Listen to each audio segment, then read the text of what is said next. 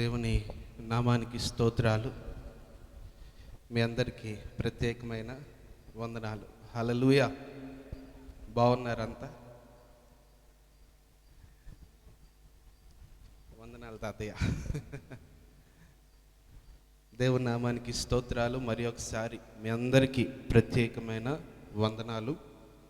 మరి దేవుని వాక్యము నిమిత్తము 2వ సమూయేలు గ్రంథము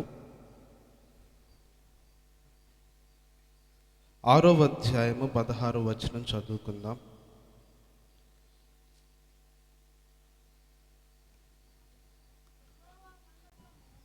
రెండవ సమూయేలు గ్రంథము 6వ అధ్యాయము 16వ వచనం చదవక. యెహోవా మందసము దావీదు పురమునకు రాగా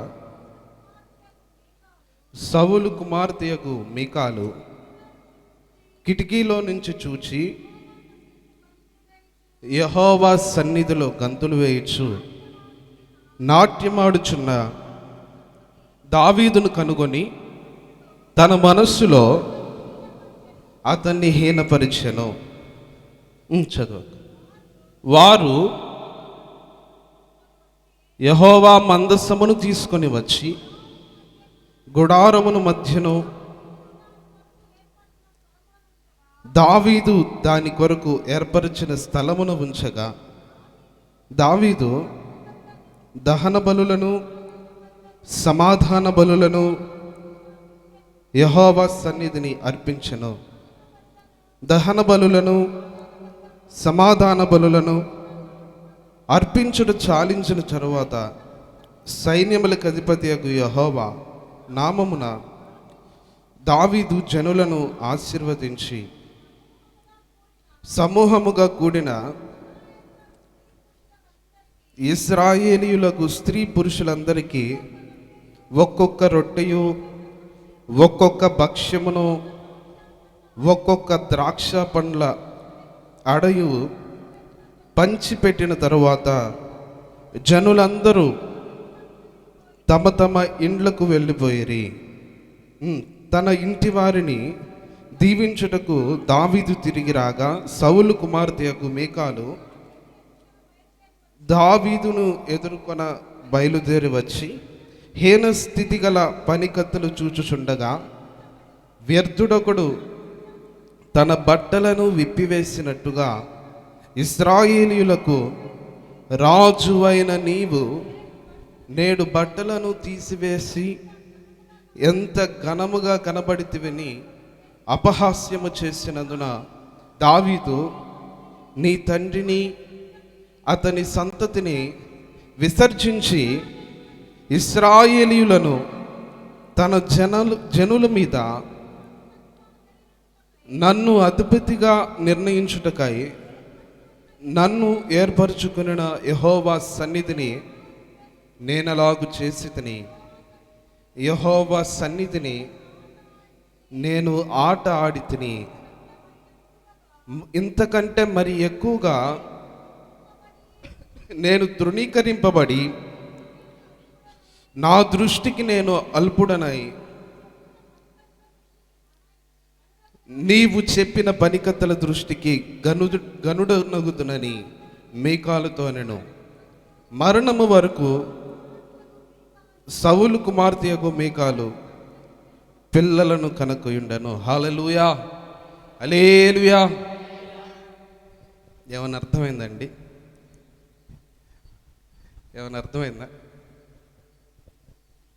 ప్రియులారా, మరి సౌలు కుమార్తెయగు మీకాలు, సౌలు కుమార్తె మీకాలు దావీదు యొక్క భార్య. ఎవరండి? దావీదు యొక్క భార్య. అయితే యెహోవా నిబంధన మందసము ఎవరి దగ్గర ఉందంటే మరి అబీనాదాబు. ఎవరండి? అబీనాదాబు అనే ఆయన ఇంటిలో ఉంది. ఆయన ఇంటిలో ఉన్నప్పుడు దానిని తీసుకురావడానికి దావీదు తన సైన్యాన్ని అలాగే సేవకులను యాజకులను పంపిస్తే ఆ నిబంధన మందసం తీసుకొచ్చే సమయంలో కింద పడిపోతూ ఉంటే ఉజ్జా అనే వ్యక్తి చేయబెడతాడు ఆ నిబంధన మందసం పడిపోకుండా ఉండడానికి. ఎప్పుడైతే ఆ చేయి పెడతాడో ఒక్కసారిగా ఆయనంతే చనిపోతాడు. ఎందుకంటే ఆ నిబంధన మందసము చాలా పరిశుద్ధమైనది, ఎవరు పెడితే అది తాకే పరిస్థితి లేదు. తెలుసు కదా నిబంధన మందసం అంటే. నిబంధన మందసంలో ఏముంటుంది? మోషేకి దేవుడు అనుగ్రహించిన 10 ఆజ్ఞల పలకలు, అలాగే చిగురించిన అహరోను యొక్క కర్ర అందులో ఉంటుంది. ఇప్పుడు నిబంధన మందసము దేవునికి సాదృశ్యంగా ఉంది. ఇంకా దేవుడే మరి ఆ దేవుణ్ణి పాత నిబంధన కాలంలో ఆయన పట్టుకోవాలంటే ఎలాంటి వారై ఉండాలి? కంపల్సరీగా దేవుణ్ణి పట్టుకోవాలంటే దేవుడంత పరిశుద్ధత కలిగిన వాళ్ళే ఉండాలి. ఏంటండి? ఆ నిబంధన మందసాన్ని పట్టుకోవాలంటే దేవుడు ఎంత పరిశుద్ధుడో దాన్ని పట్టుకునే వ్యక్తులు కూడా అంత పరిశుద్ధులై ఉండాలి. కానీ ఎవరు పట్టుకున్నారు అక్కడ? ప్రియులారా, ఆ నిబంధన మందసం ఎక్కడైతే ఉంటుందో అక్కడ ఆశీర్వాదం ఉంటుంది. ఎందుకంటే దేవుడు ఎక్కడ ఉంటే అక్కడ ఆశీర్వాదం. ఈ ఆశీర్వాదము ఎవరి దగ్గర ఉంది? ఫిలిస్తీయులు వచ్చి యుద్ధం చేశారు. ఎవరితో? ఇశ్రాయేలీయులతో యుద్ధం చేసి ఇశ్రాయేలీయుల దగ్గర ఉన్న నిబంధన మందసాన్ని తీసుకెళ్ళిపోయి ఎక్కడ పెట్టుకున్నారు? ఫిలిస్తీయుల దగ్గర పెట్టుకున్నారు. సరే, ఫిలిస్తీయుల దగ్గర పెట్టుకుంటే ఆ నిబంధన మందసము దాన్ని ఏం చేశారు? ఆ నిబంధన మందసం తీసుకెళ్ళి మరి దాగోను అనే ఒక గుడిలో పెట్టారు. ఆ దాగోను అనే ప్రాంతంలో పెట్టినప్పుడు, అలాగే అక్కడున్న గుడిలో పెట్టినప్పుడు అక్కడ ఏమైపోయిందంటే అక్కడ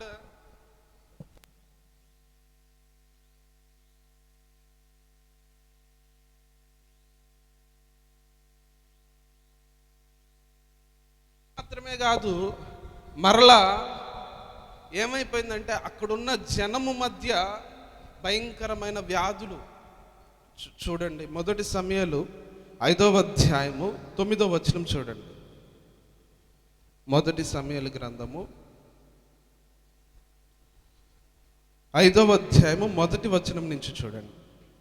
ఈ ఫిలిస్తీయులు యుద్ధం చేసి ఇశ్రాయేలీయుల దగ్గర ఉన్న నిబంధన మందసాన్ని తీసుకెళ్ళిపోయినప్పుడు చూడండి ఫిలిస్తీయులు ఏం చేశారు? ఫిలిస్తీయులు దేవుని మందసమును పట్టుకొని ఎబెనేజరు నుండి అష్డోదునకు తీసుకొని వచ్చి దాగోను గుడిలో దాగోను ఎదుట దాన్ని నుంచిరి. అయితే మరునాడు అష్డోదు వారు ప్రాతకాలమందు లేవగా, ఇదిగో దాగోను యెహోవా మందసము ఎదుట నేలను బోర్లబడి ఉండెను. మొదటిసారి బోర్లబడి ఉంది. తర్వాత వారు దాగోను లేవనెత్తి దాని స్థానమందు మరలా ఉంచిరి.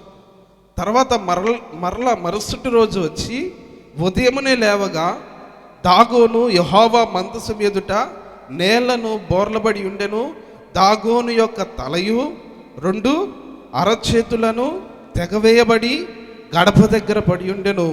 వాని మొండము మాత్రము వానికి మిగిలి ఉండెను. కాబట్టి దాగోను యాజకులేమి, దాగోను గుడికి వచ్చి వారేమి నేటి వరకు ఎవరును అష్డోదులో దాగోను యొక్క గడపను త్రొక్కుటలేదు. తర్వాత చూడండి 6వ వచనంలో చూస్తే, అష్డోదు వారిని దాని సరిహద్దులలో ఉన్న వారిని ఆయన గడ్డల రోగముతో మొత్తి వారిని హతము చేయగా, అష్డోదు వారు సంభవించిన దాన్ని చూచి ఇశ్రాయేలీయుల దేవుని హస్తము మన మీద, తర్వాత మన దాగోను మీద బహుభారముగానున్నది.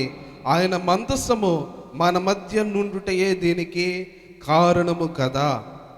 ఈ నిబంధన మందసం ఎవరి దగ్గర ఉండాలి? నిబంధన మందసం అంటే దేవుడు ఎవరి దగ్గర ఉండాలి? ఇశ్రాయేలీయులు అంటే దేవుని ప్రజల దగ్గర ఉండాల్సిన ఈ నిబంధన మందసము ఫిలిస్తీయులు వచ్చి ఇశ్రాయేలీయుల మీద యుద్ధము చేయగా ఇశ్రాయేలీయులు ఓడిపోయారు. అప్పుడు ఎక్కడుంది నిబంధన మందసము? ఇశ్రాయేలీయుల దగ్గరే ఉన్నది. దేవుడు వారి దగ్గరే ఉన్నాడు. కానీ వాళ్ళు ఏమైపోయారు? ఇప్పుడు ఓడిపోయారు. ఎందుకు ఓడిపోయారు? సమూయేలు ప్రవక్త చెప్తూ, మీరు దేవుణ్ణి వెంబడించకుండా, దేవుని మాత్రమే వెంబడించవలసిన మీరు దేవుని మాత్రమే వెంబడించకుండా ఇక్కడ మెన్షన్ చేయబడిన అష్టోదు వారిని కూడా ఇశ్రాయేలీయులు ఏం చేస్తున్నారు? వెంబడిస్తున్నారు. దేవుడు ఏం చెప్పాడు? 10 ఆజ్ఞలలో నేను తప్ప మీకు వేరొక దేవుడు ఉండకూడదు. మరి ఇశ్రాయేలీయుల పట్ల దేవుడు అనేకమైన అద్భుత కార్యాలు చేశాడు. యోసేపు సంతానమైన ఇశ్రాయేలీయులను ఐగుప్తు దేశంలో నుంచి తీసుకొచ్చి పాలు తేనెలు ప్రవహించు దేశానికి నడిపిస్తే, ఐగుప్తు దేశంలో భయంకరమైన శ్రమలు కష్టాలు అనుభవిస్తున్న వీరిని దేవుడు వారిని నడిపిస్తే, వారికి అనుగ్రహించబడిన నిబంధన మందసంలో ఉన్న పలకల ప్రకారము, దేవుని ఆజ్ఞల ప్రకారం జీవించకుండా వారికి నచ్చినట్లుగా జీవిస్తున్నారు. దేవుడున్నాడు, కానీ దేవుని మనస్సు వారిలో లేదు. దేవునిపై వారి మనస్సు లేదు. దేవుని వెంబడించట్లేదు, వారికి నచ్చిన వాటిని వెంబడిస్తున్నారు. దేవుడు ఏం చేశాడు? ఫిలిస్తీన్ల చేతిలో వారిని ఓడించాడు. ఫిలిస్తీన్లు వారి మీద యుద్ధం చేస్తున్నప్పుడు వారికి విజయాన్ని ఇచ్చాడు. ఈ ఫిలిస్తీన్లు ఏం చేశారు? ఇన్ని రోజులు ఇశ్రాయేలీయుల మీద మనం ఓడిపోయామే, ఇశ్రాయేలు దేవుడు వారి పక్షంగా ఉండి యుద్ధం చేశాడే, ఈ నిబంధన మందసం వల్లే కదా అని చెప్పి ఈ నిబంధన మందసాన్ని తీసుకెళ్ళి ఏం చేశారు? ఫిలిస్తీన్లో దాగోను అనే ప్రాంతంలో పెట్టుకుంటే తీసుకెళ్ళి అష్టోదు అనే మరి గుడిలో పెట్టినప్పుడు ఏమైపోయిందంట? 2 అరచేతులు కింద పడిపోయినాయి అంట. అలాగే మొదటిసార్లు బోర్ల పడిను, రెండోసారి 2 చేతులు విరిగి పడిపోయాయి. అలాగే మరలా కింద పడిపోయింది, మొండెం మాత్రమే మిగిలిందంట. అలాగే అంతటితో ఆగకుండా ఆ అష్టోదు వారికి ఏమొచ్చినాయి అండి? గడ్డల రోగముతో మొత్తి వారిని హతము చేయగా, అష్టోదు వారు సంభవించిన దాన్ని చూచి, ఎందుకు ఇది సంభవించింది? ఇశ్రాయేలీయులతో ఉండవలసిన దేవుని మందసం మన మధ్యలో ఉంది. మరి దేవుని మందసం ఎవరి మధ్యలో ఉంటే దేవునికి ఇష్టము? ఇశ్రాయేలీయుల మధ్యలో ఉంటే దేవునికి ఇష్టము. అందుకే వారికి ఏమైపోయినాయి అంటే దేవుడు వారికి గడ్డలను కలుగు చేశాడు. సరే, ఇలా అని వీళ్ళు ఏం చేశారంటే, ఇది మన దగ్గర ఉండడం వల్లే కదా ఈ సమస్య, ఇది మన దగ్గర ఉండడం వల్లే కదా సమస్య అని చెప్పి వీళ్ళు ఈసారి ప్రాంతాన్ని మార్చారు. ఎక్కడికంటే గాతు అనే ప్రాంతానికి మార్చారు. ఇక్కడ చూడండి 9వ వచనం. అయితే వారు అష్డోదు నుండి గాతునకు దానిని మోసుకొని పోయిన తరువాత యెహోవా హస్తము ఆ పట్టణపు పెద్దలకు పెన్నలకు రహస్య స్థానములలో గడ్డలు లేపి వారిని మొత్తి గొప్ప నాశనము చేసెను. వారు దేవుని మందసమును మరలా ఎక్కడికి పంపించారు? ఫస్ట్ ఎక్కడుందండి? దాగోను అష్టోదు ప్రాంతంలో ఉన్నది. తర్వాత దాన్ని ఎక్కడికి? గాతునకు తీసుకొచ్చారు. గాతు నుంచి మరలా ఎక్కడికి పంపించారంటే ఎక్రోను అనే ప్రాంతానికి పంపించారు. వారు దేవుని మందసమును ఎక్రోనునకు పంపివేయగా, దేవుని మందసము ఎక్రోనులోనికి వచ్చినప్పుడు ఎక్రోనీయులు కేకలు వేసి మనలను మన జనులను చంపవలనని వీరు ఇశ్రాయేలీయుల దేవుని మందసమును మన యొద్దకు తీసుకొని వచ్చిరనిరి. హల్లెలూయా. ఇప్పుడు ఎక్కడికి తీసుకొచ్చారు? ఎక్రోను ప్రాంతానికి తీసుకొచ్చారు.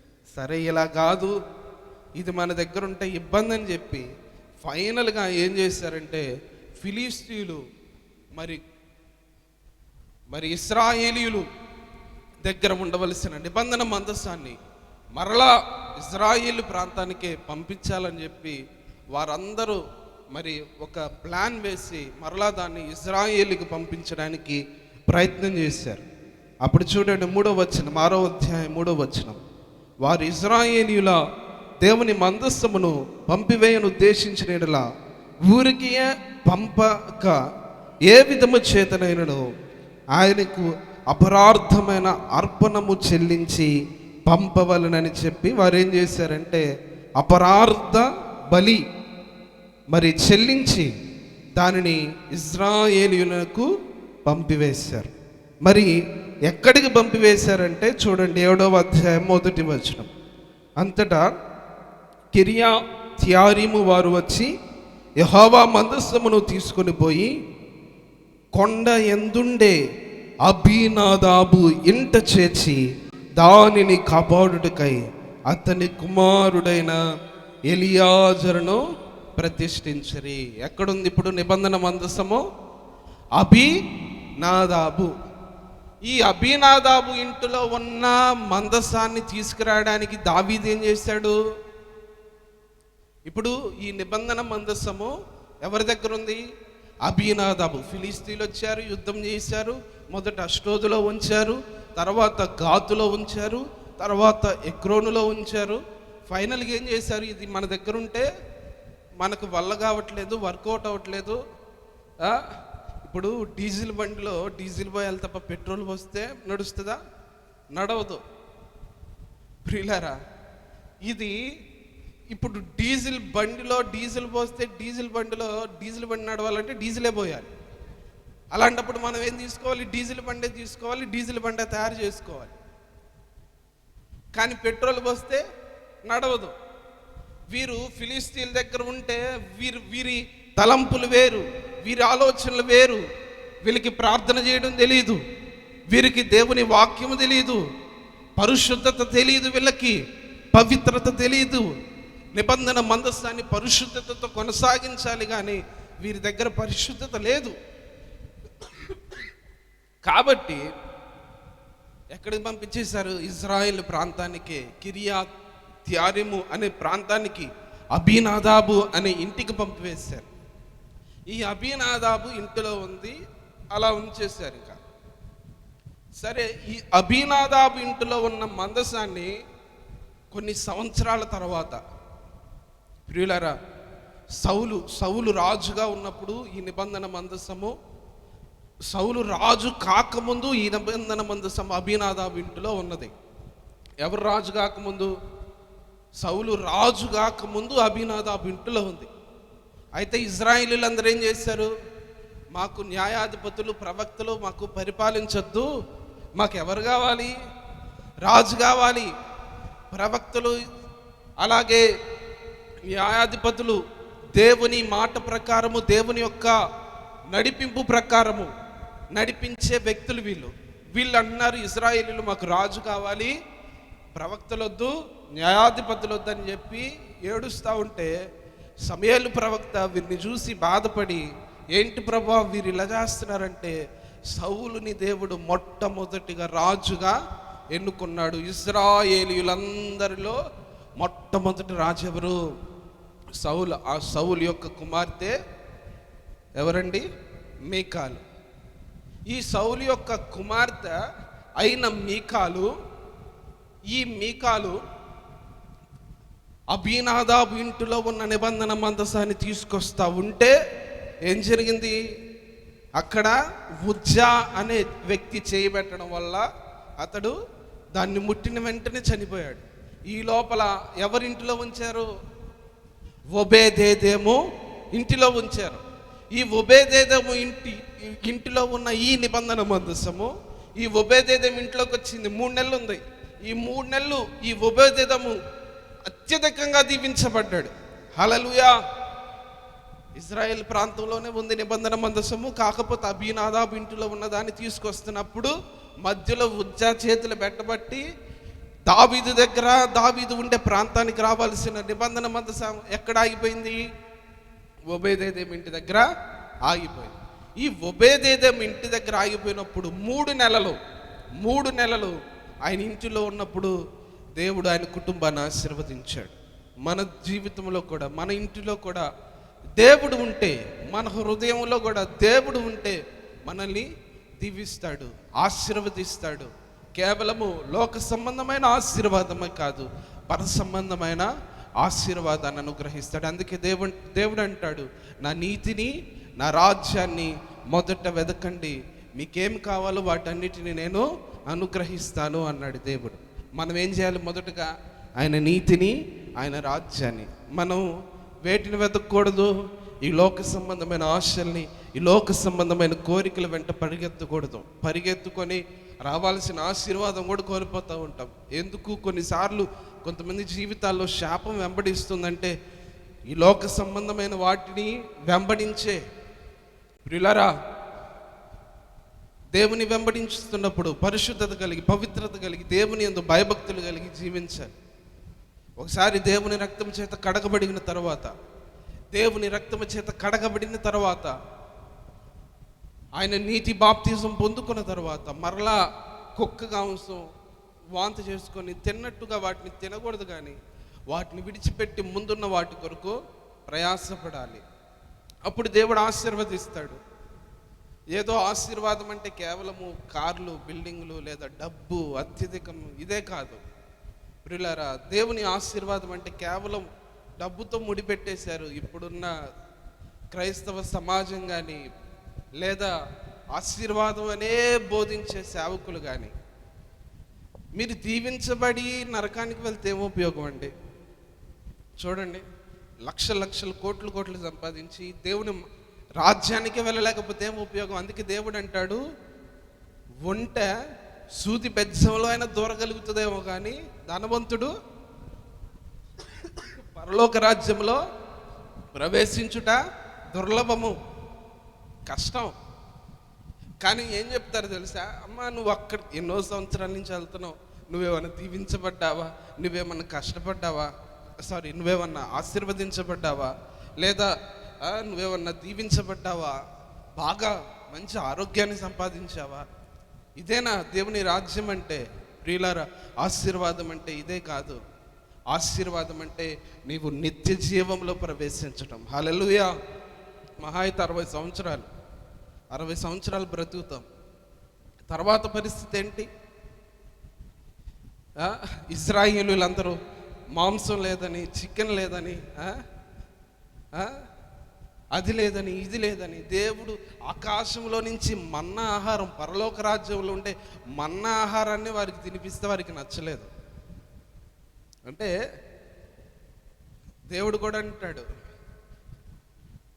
మార్తమేమో చాలా కష్టపెట్టుకొని ఆ వంట ఈ వంట చేస్తూ ఉంటే దేవుడు ఏమంటాడు? మరియమ్మ శ్రేష్టమైనది ఎంచుకుంది. మనం దేన్ని ఎంచుకోవాలి? శ్రేష్టమైనది, దేవుణ్ణి ఎంచుకోవాలి. లాజరు ధనవంతుడు కాదు, అయినా కానీ ఎక్కడున్నాడు? అబ్రహాము రొమ్మున సేద తీరుతూ ఉన్నాడు. కానీ ధనవంతుడేంటి? ధనవంతుడు చెప్తున్నాడు, నా ప్రాణమ తినుము, త్రాగుము, సుఖించుము, నువ్వు అనేక సంవత్సరాలు కావాల్సిన ఆహారాన్ని సిద్ధపరిచుంచాను, ఇంక నీకు ఎటువంటి డోకా లేదు. కానీ చనిపోయాడు. ఎక్కడికి వెళ్ళాడు? పాతాళానికి వెళ్ళాడు. అబ్రహాముతో ఉన్నాడు, అబ్రహామా, నా దాసుడైన లాజరును ఒకసారి పంపిస్తావా? తన వేళ్ళు నీటిలో ముంచి ఒక్క చుక్క నా నాలుక మీద వేస్తాడు అంటే, లేదు, లాజరుకు ఆహారం లేదు. తన యజమానుడు ఆ డోర్ దగ్గరుండి కుక్క మాంసం, రొట్టె ముక్క కోసం ఎదురు చూస్తున్నట్టు ఆహారం కోసం ఎదురు చూశాడు. నానా దరిద్రతను అనుభవించాడు, కష్టాన్ని అనుభవించాడు, కానీ ఏ రోజు యథార్థతను విడిచిపెట్టలేదు. హల్లెలూయా. ఏ రోజు యథార్థతను విడిచిపెట్టలేదు. ప్రియులారా, ఏ రోజు మీరు యథార్థతను విడిచిపెట్టకండి, న్యాయాన్ని విడిచిపెట్టకండి. కష్టం వచ్చినా, నష్టం వచ్చినా, చెడ్డ పేరు వచ్చినా, మంచి పేరు వచ్చినా మీ యథార్థతను విడిచిపెట్టకండి. యథార్థత కొరకు నిలబడండి, న్యాయం కొరకు నిలబడండి. అన్యాయపు మార్గాన్ని ఎంచుకోకండి. కొంతమంది చూడండి, మాటల ద్వారా కొంతమందిని వారు చేసే వృత్తిలో కానీ వాళ్ళ మాటల ద్వారా ఒకరిని డౌన్ చేస్తూ ఉంటారు. వాడు సరిగా పని చేయడండి, వీడు సరిగా పని చేయడండి, పనంతా వాడి చేత చేపిస్తారు. ఆఫీసుల్లో చూడండి, దేవుని నమ్ముకున్న ప్రజలేమో ప్రతిదానికి కౌంటర్ ఇవ్వలేరుగా, ప్రతిదానికి వ్యంగ్యంగా మాట్లాడలేరుగా. సరే అంటే అన్నాడులే, దేవుడు చూస్తున్నాడు. కానీ వాడేమో లేనిపోని చెప్పి పని చేయకపోయినా చేసినట్టు నటించి ప్రమోషన్లు పొందుకొని ప్రియులారా, లోకంలో దేవుని వాక్య ప్రకారము, దేవుని మనస్తత్వం ప్రకారము, ప్రవర్తన ప్రకారం నడుచుకుంటే చాలా కఠినంగా, కష్టంగా, బాధగా ఉంటుంది తెలుసా ప్రియులారా. ఎందుకంటే మన మీద అనేకమైన నిందలు వేస్తారు. మనం మంచిగా చేస్తున్న చేయరనే ముద్ర వేస్తారు. కానీ దేవుడు మాత్రం ఎప్పుడు మనల్ని విడిచిపెట్టాడు. మనల్ని ఒకరు డౌన్ చేయాలనుకుంటే మళ్ళా వారు ఎదుట ఏం చేస్తాడు? దేవుడు కనపరుస్తాడు. హల్లెలూయా. ప్రియులారా, యథార్థతను విడిచిపెట్టకూడదు. సరే, ఈ నిబంధన మందసము ఇప్పుడు ఎక్కడికి వచ్చింది? అబీనాదాబు ఇంటిలో ఉన్నది ఎక్కడికి వచ్చింది? ఓబేదేదేము ఇంటి దగ్గరకు వచ్చింది. ఈ ఓబేదేదేము ఇంటిలో ఉన్నది ఈ 3 నెలలు దీవించబడేసరికి దావీదయ్య గారికి ఇంకా మనసు నిలవట్ల. ముందు ఆల్రెడీ అబీనాదాబు ఇంట్లో ఉంటేనే నిబంధన మందసం రాజుగారికి అసలు ఆగట్లా. ఎందుకంటే దేవుని మందిరం అన్నా, దేవుని ప్రజలన్నా ఆయనకి ఎంతగానో ఇష్టము. దావీదు అంటాడు కదా, అయ్యా నీ మందిరములో 1 దినము గడుపుట 1000 దినముల కంటే శ్రేష్టము. నేను యెహోవా యొద్దకు ఒక వరము అడిగితిని, నేను ఎల్లప్పుడూ యెహోవా మందిరములో నివాసము చేయాలనే కోరిక. ఏం కోరిక అంటే దావీదుది? నేను ఎల్లప్పుడూ దేవుని మందిరములో నివాసము చేయాలి. ప్రియులారా, మనం కూడా ఏం చేయాలి? దేవుని మందిరములో నివాసము చేయాలి. దొరికిన అవకాశాన్ని ఉపయోగించుకోవాలి. కొంతమంది చూడండి, దేవుని మందిరానికి వెళ్ళాలంటేనే కష్టము, దేవుని మందిరంలో గడపాలంటేనే కష్టము. కానీ ఇష్టత కలిగి వారిగా ఉండాలి. దేవుని మందిరం ఎప్పుడు వెళ్దాం, దేవుని మందిరానికి ఎప్పుడు వెళ్దాం ఇంట్రెస్ట్ ఉండాలా దేవుని మందిరం పైన. దావీదొక్క ఇంట్రెస్ట్, ఎప్పుడు చూసినా నేను దేవుని మందిరానికి వెళ్ళాలి. బాబు, నువ్వు రాజువయ్యా, అనేకమైన యుద్ధములు చేసిన రాజువి, అనేకమైన ఇశ్రాయేలు ప్రజలను నడిపిస్తున్న అధికారివి. ఉతికంటే నా దేవుని మందిరము, నేను నా దేవుని మందిరం కట్టుకోవాలి.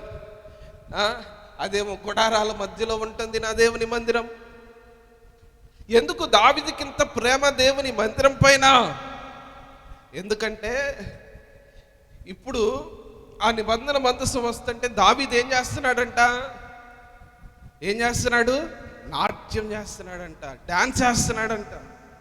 దేవుని నిబంధన మందసం తీసుకొస్తా ఉంటే యాజకులు ఆ నిబంధన మందసాన్ని మోసుకుంటూ, మరి లేవీల పక్షములు, యాజకుల పక్షములు ఆ నిబంధన మందసం తీసుకొస్తా ఉంటే ఇంకా దావీదుకి అసలు ఎక్కడ లేని సంతోషము, ఆనందము. చూడండి, ఎందుకంటే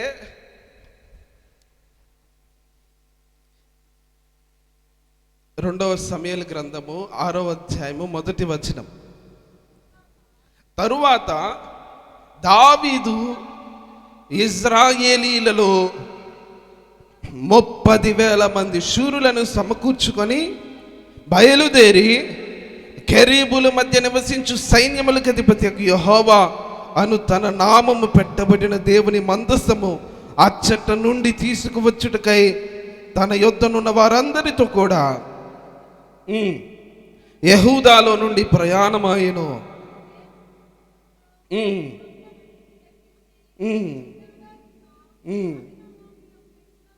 అయితే ఈయన ఈ 6వ అధ్యాయం 1వ వచనంలో అప్పుడే రాజయ్యాడు.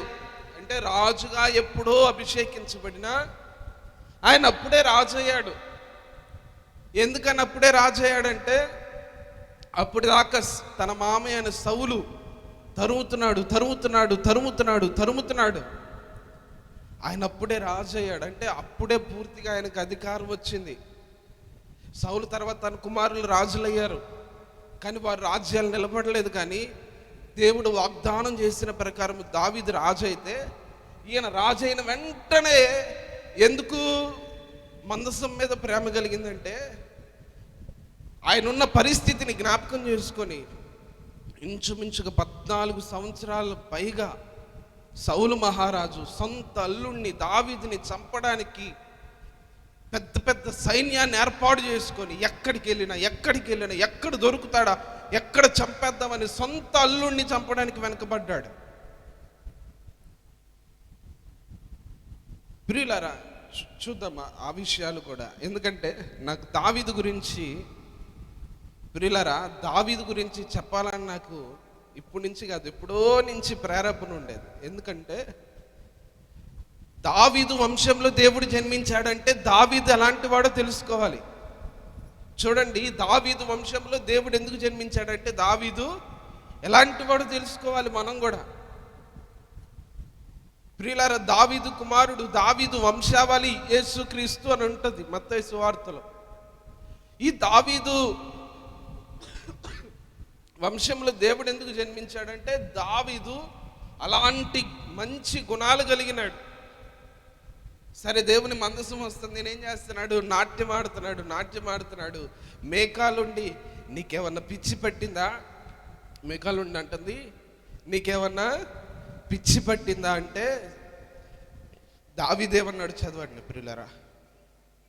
నీ తండ్రిని అతని సంతతిని విసర్జించి ఇశ్రాయేలీయులను ఆయన జనుల మీద అధిపతిగా నియమించుటకై నన్ను ఏర్పరచుకొనిన యెహోవా సన్నిధిని. ఎందుకు ఆయన నాట్యం చేస్తున్నాడంటే, నా దేవుడు నీ తండ్రి సంతతిని విసర్జించి నన్ను ఏర్పాటు చేసుకొని ఇశ్రాయేలీయుల మీద అధిపతిగా ఉంచాడు. అలానే కాదు, దావీదంటాడు, ఒకప్పుడు నేను గొర్రెలు కాచుకునేవాడిని. ప్రియులారా, సౌలు దేవునికి నచ్చని జీవితాన్ని జీవిస్తున్నాడు. మొట్టమొదటి రాజు సౌలు కదా. ఈ సౌలు దేవునికి నచ్చినట్లుగా ఉండట్లేదు. సమూయేలు మాత్రమే యాజకత్వం చేసి దేవునికి బలి అర్పించాల్సిన దానిని సౌలే చెల్లించి దేవునికి ఇష్టం లేని పని చేశాడు. మరలా అమాలేకుల మీద యుద్ధానికి వెళ్ళినప్పుడు దేవుడు చెప్పాడు, మీరు అక్కడ శ్రేష్టమైన వాటిని ఏమి తీసుకురావద్దంటే వాటిని తీసుకొచ్చి మరలా దేవునికి ఇష్టం లేని పనులు చేశాడు. మొదట భక్తిగా ఉన్నాడు సౌలు, తర్వాత దేవునికి ఇష్టం లేని పనులు చేస్తూ ఉండేసరికి దేవుడు ఎవరిని ఎన్నుకున్నాడంటే దావీదుని ఎన్నుకున్నాడు. అయితే సమూయేలు ప్రవక్త బాధపడుతున్నాడు, అయ్యో అనవసరంగా నేను రాజుని చేశానే. దేవుడే పశ్చాత్తాపడ్డాడంట. ఏంటండి, సంతాపపడ్డాడంట దేవుడు సౌలుని రాజుని చేసినందుకు. అయ్యో, నా ప్రజల మీద నేను సౌలుని ఎందుకు రాజుని చేశాను, నేను పశ్చాత్తాపడ్డాడంట. పశ్చాత్తాపడితే సమూయేలు కూడా ఏడుస్తూ ఉన్నాడు. అప్పుడు సమూయేలుతో దేవుడు అంటాడు, నేను ఒక వ్యక్తిని ఎన్నుకున్నాను, అతన్ని ఏర్పాటు చేస్తున్నాను, నువ్వు వెళ్ళి ఆయన అభిషేకం చేయి రాజుగా అన్నాడు. రాజుగా అభిషేకాన్ని చేయడానికి వస్తే ఎవరు కుమారుడు? దావీదు. ఎవరు కుమారుడు అండి? యెష్షయి కుమారుడు. యెష్షయి దగ్గరకు వస్తే, అయ్యా నీ కుమారుల్ని పిలిపించంటే వస్తున్నారు, ఒకరి తర్వాత ఒకళ్ళు వస్తున్నారు, కానీ వారి మీద దేవుని అభిషేకం లేదు. 7 వచ్చారు, వారి మీద దేవుని అభిషేకం లేదు. అయ్యా నీకెవరైనా ఇంకా కుమారుడు ఉన్నాడంటే, ఉన్నాడులే ఒకడు ఉన్నాడు అంటాడు తండ్రి. ఉన్నాడులే ఒకడు, ఎవరు? దావీదు. ఎక్కడున్నాడు? అరణ్యంలో గొర్రెలు కాసుకుంటా ఉన్నాడు. హల్లెలూయా. చూడండి ప్రియులారా, అతి తక్కువగా ఎంచబడిన వాడు తండ్రి దృష్టిలో, అన్నదమ్ముల దృష్టిలో చాలా తక్కువగా ఎంచబడిన వాడు. నువ్వు అనుకోవచ్చు, నువ్వు చాలా తక్కువగా అనుకోవచ్చు, నిన్ను ఘనముగా చేసే దేవుడు నీ పక్షంగా ఉన్నాడు. హల్లెలూయా. నీవు ఎంత తక్కువగా ఉంటే నువ్వు అంత దేవుని దృష్టిలో ఘనముగా ఎంచబడతావు. అందుకే దేవుడు అంటాడు కదా, జ్ఞానులను మరి సిగ్గుపరచుటకు ఎవరిని ఎన్నుకున్నాడంట? వెర్రి వారిని దేవుడు ఎన్నుకున్నాడంట. మరి బలవంతులను సిగ్గుపరచుటకు దేవుడు బలహీనులను ఎన్నుకున్నాడంట. నీవు నేను దేవునికి కావాలి, నీ జ్ఞానం లేదా, తెలివి లేదా, లేదా నీ దగ్గర బలం చాలట్లేదా, అయితే నీవి దేవునికి కావాలి. ఎందుకంటే దేవుడు నిన్ను ఎన్నుకున్నాడు. చాలామంది ధనవంతులు ఉన్నారండి, కానీ దేవుడు తెలియదు. చాలామంది జ్ఞానము కలిగిన, తెలివితేటలు కలిగిన వారు ఉన్నారండి, చాలా జ్ఞాపక శక్తులు కలిగిన వారు ఉన్నారండి, కానీ వారెవరు? దేవుని గురించిన జ్ఞానము లేదు, దేవుని గురించిన ఆలోచన లేదు. కానీ నీవు నేను సరైన పరిస్థితుల్లో లేము, సరిగ్గా సంపాదించే స్థితిలో లేము, లేదా సరైన కుటుంబ పరిస్థితులు లేవు. అయినా కానీ దేవుడు మనకి రక్షణ అనుగ్రహించి, చూడండి, ఆయన యొక్క రక్షణ మనకు అనుగ్రహించి ఆయన నిత్య జీవానికి వారసుడిగా చేశాడు. మనల్ని మించిన ఇంకా ధనవంతులు, మనల్ని మించిన శ్రేష్ఠులు ఎవరైనా ఉంటారా? ఉండరు. నీవు దీనుడివైన దరిద్రుడివైన దేవుని దృష్టిలో ధనవంతుడు. ఎందుకంటే ఎన్ని కోట్లు సంపాదించినా ఆ టికెట్ కొనలేరు. ఒకవేళ ఏరోప్లేన్ టికెట్ కొనాలంటే బహుశా ఒక 5 లక్షలు, 10 లక్షలు, 1,00,000, 2 లక్షలు లేదా కోట్లు ఖర్చు పెట్టిన ఒక టికెట్ తీసుకోవచ్చేమో. మన వాళ్ళందరూ అంతరిక్షంలో చంద్రుడి మీద ఉండడానికి అప్పుడే టికెట్లు కొంటున్నారు. కొంతమంది అప్పుడే దాన్ని ఏమంటారు, రియల్ ఎస్టేట్ కూడా చేస్తున్నారు చంద్రుడి మీద. ఏంటంటే కొంతమంది చంద్రుడి మీద కూడా రియల్ ఎస్టేట్ చేస్తున్నారు. కొనే వెరీ జనాలు ఉన్నారు. ప్రియులారా, చంద్రుడి మీద స్థలాలు కొంతమంది అయితే సిద్ధపరచుకుంటున్నారు. ఎందుకంటే ఒకవేళ ఈ ప్రపంచం అంతమైపోతే మనం చంద్రుడి మీదకి వెళ్ళిపోవాలని ఏం చేస్తున్నారంటే, ముందుగానే కొంతమంది ఏం చేస్తున్నారంటే ప్రిపేర్ చేసుకుంటున్నారు. ఏది, ఫ్లైట్. ఒకవేళ అక్కడికి వెళ్ళడానికి అవసరమైన పరిస్థితులన్నిటిని ముందుగానే ఏర్పాటు చేసుకుంటున్నారు. ఈ భూమి తప్ప ఏ గ్రహం మీద మనిషి బ్రతికే అవకాశము లేదు. ఈ గ్రహం తప్ప ఏ గ్రహం మీద మనిషి బ్రతికే అవకాశము లేదు. ఎందుకంటే దేవుని సృష్టి, మనమందరం దేవుని పోలికలో చేయబడ్డాం. అది కేవలం ఈ భూమి మీద మాత్రమే ఉండగలుగుతాం. చూడండి, భూమి కూడా మనకి ఎన్ని గ్రహాలు ఉన్నాయి? ఇంతకుముందు 9, ఇప్పుడు ఎన్ని ఉన్నాయి? 8. Pluto is the smallest planet. అది లెక్కలో నుంచి వెళ్ళిపోయింది. ఇప్పుడు 8 ప్లానెట్స్ మాత్రమే ఉన్నాయి. మన భూమి కన్నా ముందు 2-3 గ్రహాలు ఉన్నాయి. ఇప్పుడు సపోజ్ 8 గ్రహాలు అనుకోండి. ఒక 8 మంది ఇలా నిల్చున్నారు అనుకోండి. ఇటు నా ముందు ఒక 5గురు కానీ, నా వెనకాల ఒక 2, మొత్తం ఒక 8 మందిగా నిలబడ్డాం అనుకోండి. ఎలా నిలబడతామో అలా ఉంటాయి గ్రహాలు. ఈ భూమి కూడా ఒక గ్రహం, సూర్యుడు కూడా గ్రహమే. ఈ మొదటిగా ఉండే గ్రహం ఏంటిది? సూర్యుడు. ఈ సూర్యుడికి వెనకాల ఉన్న గ్రహాలు, సూర్యుడేంటి, బాగా వేడి కదా. ఇప్పుడు దాని దగ్గర ఉన్న గ్రహాలకి ఏంటి, టెంపరేచర్ ఎక్కువ ఉంటుంది, 1500 డిగ్రీ సెంటీగ్రేడ్. మనం 45 డిగ్రీల సెంటీగ్రేడ్కే అల్లాడిపోతాం. ఎండాకాలంలో 45 డిగ్రీల సెంటీగ్రేడ్. కానీ మనకన్నా ముందున్న గ్రహాల దగ్గర ఉండే టెంపరేచర్ ఎంత అంటే 1400, 1500, 2000 ఇలా డిగ్రీ సెంటీగ్రేడ్ ఉంటుంది. తర్వాత మన దగ్గరకు వచ్చేసరికి 45, లెస్ దెన్ 50, 50 లోపు, 50 డిగ్రీ సెంటీగ్రేడ్. ఇప్పుడు మన వెనకాల ఉండే గ్రహాలు, ఇప్పుడు మన భూమి మీదే కొన్ని ప్రాంతాల్లో 0 డిగ్రీ సెంటీగ్రేడు, -12 డిగ్రీ సెంటీగ్రేడ్ అని, అంటే చాలా అతి తక్కువ టెంపరేచర్ ఉండే ప్రాంతం ఉంటుంది. ఇంకా మనకన్నా వెనుకున్న ప్లానెట్స్ ఉంటాయి కదా, అక్కడ గడ్డ కట్టే స్థితిలో ఉంటాయి. ముందేమో అగ్నిగుండం, వెనకాలేమో గడ్డగట్టే టెంపరేచర్ కలిగిన గ్రహాలు. కానీ రెండింటిని అనుకూలంగా, అటు చలికాలం, ఎండాకాలం 0 డిగ్రీ సెంటీగ్రేడ్ నుంచి 50 డిగ్రీల సెంటీగ్రేడ్ వరకు తట్టుకునే ప్రాంతం లేదా ప్లానెట్ ఏదైనా ఉందంటే కేవలము భూమి మాత్రమే. చూసారా ప్రియులారా, నాకు ఈ గొంతు పోయేసరికి ప్రియులారా అని వస్తుంది, సారీ. ప్రియులారా, మరి దేవుడు మనల్ని సురక్షితమైన ప్రాంతంలో ఉంచాడు. సరే, ఈ దావీదు ఎక్కడున్నాడు? గొర్రెలు కాసుకుంటా ఉన్నాడు. ఈ గొర్రెలు కాసుకునే దావీదుని దేవుడు ఏం చేశాడంటే రాజుగా చేస్తే, ఇప్పుడు వైఫ్ మేకాలు ఉంది కదా, ఈ వైఫ్ మేకాల కన్నా ముందు సౌల్ మహారాజు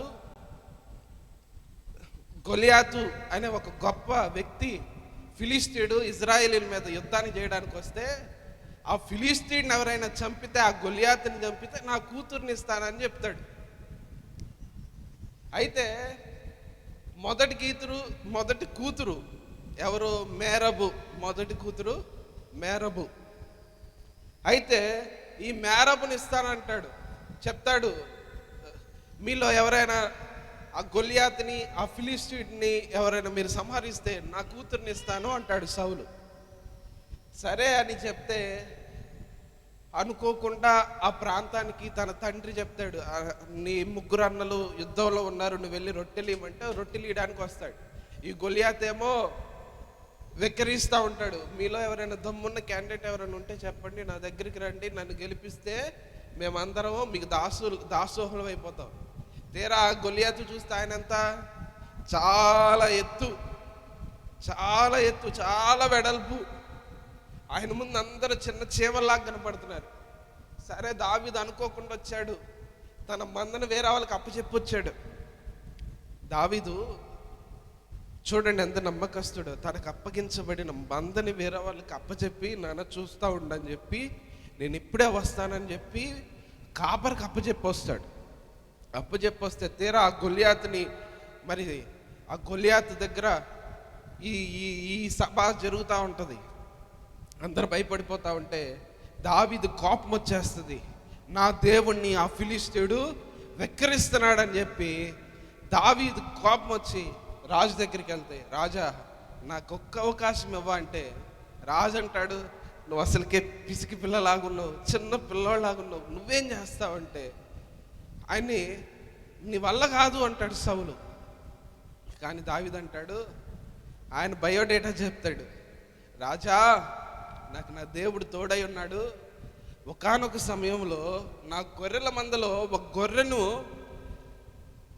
సింహం వచ్చి తీసుకెళ్తా ఉంటే నేను దానితో పోరాడి దాన్ని చీల్చివేశాను రాజా అంటాడు. ఇంకోసారి ఎలుగుబంటి వచ్చి నా గొర్రె పిల్లని తీసుకెళ్తా ఉంటే ఎలుగుబంటిని నేను చంపాను, దేవుడు నాకు తోడుగా ఉన్నాడు. నేను చిన్నవాడినే, నా సైజు చిన్నదే అయినా కానీ నాలో ఉన్న స్ట్రెంత్ గొప్పది, ఎందుకంటే నాలో దేవుడు ఉన్నాడు, నాకు దేవుడు తోడుగా ఉన్నాడని చెప్పి ఒక్క అవకాశం ఇవ్వంటే సరే చెప్పి అవకాశాన్ని ఇస్తాడు. సరే అక్కడ చెప్పిన గొలియాతు ఏమన్నా ఎటువంటి ప్రొటెక్షన్ లేకుండా వస్తున్నాడా? ఆయన తల మీద కిరీటం ఉంది, ఒంటి నిండా ఒక కోట్ ఉంటుంది, ఎన్నో కేజీలు బరువు చేసే ఒక కోట్, ఆ ఆర్మర్. ప్రియులారా చదువుదాం ఒకసారి. 1 సమూయేలు గ్రంథం 17వ అధ్యాయం 4వ వచనం.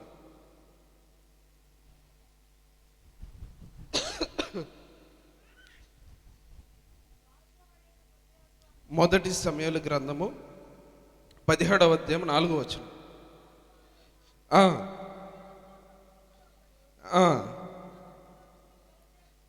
చూడండి 5వ వచనం చూస్తే, అతని తల మీద రాగి శిరస్థానం ఉండెను, అతడు యుద్ధ కవచమును ధరించి ఉండెను,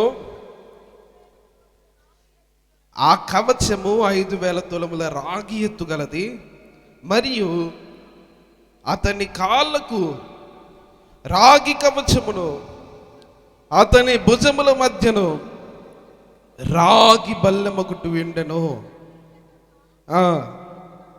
అసలు చూడండి, అతడి యుద్ధ కవచించి ఉండెను, ఆ కవచము 5,000 తులముల రాగి ఎత్తుగలదు. ఆయన వచ్చేవాడేమన్నా తీసేసి వస్తున్నాడా? కనీసం కత్తి దూరడానికి కూడా ప్లేస్ లేకుండా కప్పుకొని వస్తున్నాడు. ఇప్పుడు దావీదు ఏమన్నా కత్తికెళ్ళి అలా ఇలా చేసి ఏమన్నా గెలవచ్చు, కానీ అలా చేసినా గెలవగలడా? No option. అందుకే దేవుడు ఆలోచన ఇచ్చాడు దావీదుకి. ఏం చేశాడు దావీదు? వడిసెలను తీసుకొని 5 రాళ్ళను తీసుకొని, ఒడిసెలు తీసుకుని 5 రాళ్ళను తీసుకొని వెళ్తే గొలియాతు అంటున్నాడు, ఏంట్రా నువ్వు నన్ను వెక్కిరిస్తున్నావా? ఆయన ఎటువంటి ప్రొటెక్షన్ పెట్టుకోకుండా వస్తున్నాడు దావీదు. ఈయనేమో నేను ఎత్తు గలవాడిని, ఎంత బలం గలవాడిని అని చెప్పుకొని కూడా అన్ని పెట్టుకున్నాడు. ఈయనేమో పిసుకు పిల్లలాగుండి కూడా ఏమి లేకుండా వస్తున్నాడు. ప్రియులారా, దేవుని కృప, దేవుని యొక్క తోడు మనకుంటే ఎంతటి బలవంతులు మనకు ఎదురుగా వచ్చినా, ఎంత పలుకుబడిన వారు మనకు ఎదురుగా వచ్చినా, మన దేవుడు మన పక్షంగా యుద్ధం చేస్తే ఏ ఒక్కరి ఆటలు కూడా సాగవు. హల్లెలూయా. మీలో ఉన్నవాడు ఈ లోకంలో ఉన్నవాని కంటే గొప్పవాడు. ఆ గొప్పవాడిని ఆశ్రయించి ఆయనతో నీ యుద్ధాన్ని కొనసాగిస్తే ఎంతటి పర్వతమైన, ఎంతటి కష్టతరమైన దేవుడు నీ ప్రతికూల పరిస్థితులన్నిటిని అనుకూలంగా మారుస్తాడు. హల్లెలూయా. దావీదు ఏం చేశాడంటే, ఆ వడిసెల్ని ఒక్క రాయి తీసుకొని ఒక్క దెబ్బేస్తే ఇక్కడి నుంచి ఆ రాయి వెళ్ళి దూసుకొని బయటకు వచ్చింది. ఒక్కసారిగా కుప్పకూలిపోయాడు. వెంటనే కత్తి తీసుకొని వెళ్ళి తన తలని తీసుకువచ్చాడు. ఎందుకంటే ఇవన్నీ చెప్తుంది మీకాలు యొక్క బ్యాక్గ్రౌండ్, ఆ మీకాలు యొక్క పరిస్థితి చెప్దామని ఇవన్నీ చెప్తాను. సరే, ఇప్పుడు గొలియాతుని చంపినందుకు ఇప్పుడు ఆయనకి బహుమానం ఏంటి? ఆల్రెడీ చెప్పుకున్నాం కదా. మీకాలు కన్నా ముందు పెద్ద కూతురు ఉంది. ఏం పేరు? మేరబు. చెప్పాడు కదా ఇస్తానని. ఇచ్చాడా? ఇవ్వలా. అక్కడున్న ఇశ్రాయేలీలు ఏం చేశారు తెలుసా? సౌలు 1000 మంది, దావీదేమో 10,000 మందిని సంహరించాడు అని పాటలు పాడుతూ పొగుడుతూ ఉన్నారు. ఈ లోపల ఆయనకి ఏం కలిగింది? అసూయ కలిగింది. ప్రియులారా, మనకు అసూయ ఉండకూడదు. ఏంటండి? అసూయ ఉండకూడదు. కొంతమందిని చూడండి, ఒకరిని పొగిడితే ఇంకొకరికి వెంటనే మిరియాలు, కారాలు, కంట్లో కొంచెం శుంఠి పెడతారు అప్పుడప్పుడు, కళ్ళల్లో నుంచి. ఒక్కరిని పొగిడితే చాలు. స్పోర్టివ్నెస్ ఉండాలి మనకి. ఎందుకంటే మన గురించి మనకు ఒక అవగాహన ఉండాలి. కొంతమంది చూడండి, వాళ్ళు ఎలాగున్నప్పటికీ అరే నువ్వు అలా ఉన్నవారు, ఇలా ఉన్నవారు. అవునా? నిజమా? కొంతమంది చూడండి, నల్లగా ఉన్నవారి దగ్గరికి వెళ్ళి కూడా, అరే నువ్వు మహేష్ బాబు లెక్కున్నాడు. అవునా? నిజం. పొంగిపోతా ఉంటారు. మన ఫ్రెండ్స్ ఉంటారు కదా, అసలు నువ్వు మామూలుగా లేవంటే అసలు ఎక్కడ లేని, అసలు ఈ హైట్ ఉన్నాడు కదా, ఈ హైట్కి వెళ్ళిపోతాడు. వాళ్ళు మనిషిని ముంచేది ఏంటి తెలుసా? పొగడ్తలు. సౌలుని కూడా దావీదు మీద పగ ఏర్పడడానికి కారణం ఏంటంటే ఇశ్రాయేలీయులందరూ దావీదుని పొగడటమే. ఏంటండి?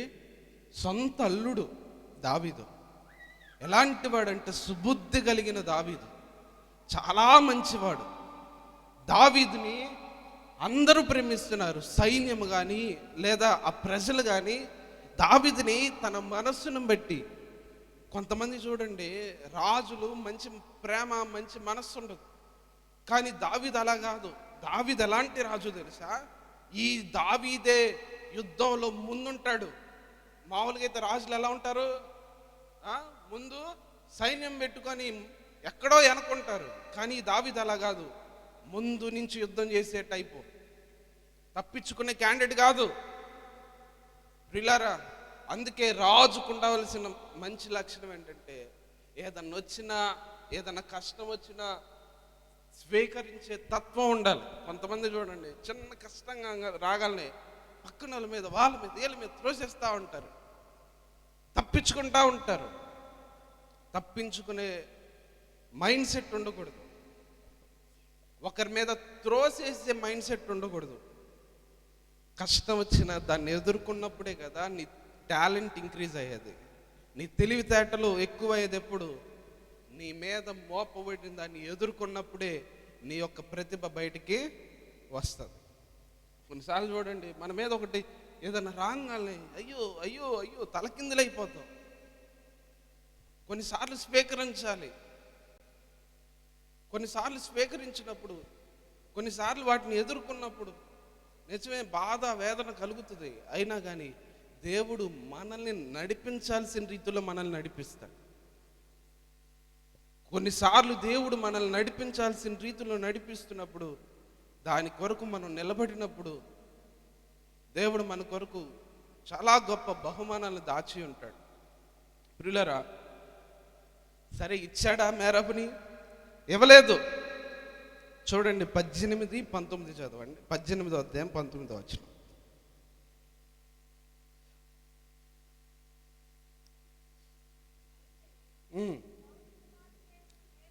17వ వచనంలో నుంచి, దావీదు, నా పెద్ద కుమార్తె అయిన మేరబుని నీకు ఇత్తును, నీవు నా పట్ల యుద్ధశాలివై ఉండి యెహోవా యుద్ధములను జరిగింపవలనను. అందుకు దావీదు, రాజునకు అల్లుడగుటకు నేనే ఏ పాటి వాడును, నా స్థితి ఇశ్రాయేలులో నా తండ్రి కుటుంబము ఏ పాటిదని సౌలుతో అన్నాడు.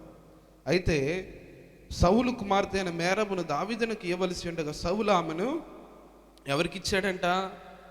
మెహోలా తీయుడైన అద్రియేలుకి ఇచ్చి పెళ్లి చేశాను. ఎవరికి ఇచ్చి చేశాడంట? అద్రియేలు. ఎవరికి ఇవ్వాలి? దావీదుకి ఇవ్వాలి. ఎంత బాధపడి ఉంటాడు దావీదు, ఎంత ఊహించుకుని ఉంటాడు. నేను రాజు కల్లుడవబోతున్నానా? గొర్రెలు కాసుకునేవాడిని నేను రాజు కల్లుడవబోతున్నానా? తీరా చూస్తే ఏమైపోయింది? మేరబును ఇవ్వలేదు.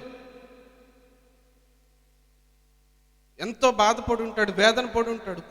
కొన్ని వివాహ పరిస్థితుల్లో చూడండి, ఎంగేజ్మెంట్ అయిపోయి, కొన్నిసార్లు ఎంగేజ్మెంట్ అయిపోయి వివాహం జరగాల్సిన టైంలో కొన్నిసార్లు కట్నం దగ్గరనో, లేకపోతే ఈయన ఇంకొకరిని ప్రేమించారనో, ఆమె లేదా ఈయన ఇంకొకరిని ప్రేమించాడనో, లేదా ఈమె ఇంకొకరిని ప్రేమించిందనో కొన్ని క్యాన్సిల్ అయిపోయే వివాహాలు ఉంటాయి.